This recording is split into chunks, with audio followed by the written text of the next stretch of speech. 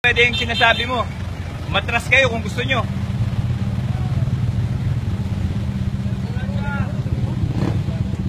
"24 hours roundabout to eh. Sumasalubong. Tayo na. Kasabihin, gabi na daw, pwede na daw.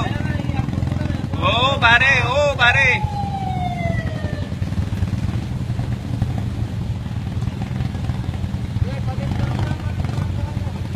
Pa-picture ka na rin, Brad. Ay, kialam ka pa eh. Mali na nga to eh. Eh, di pagbigyan mo kung gusto mo.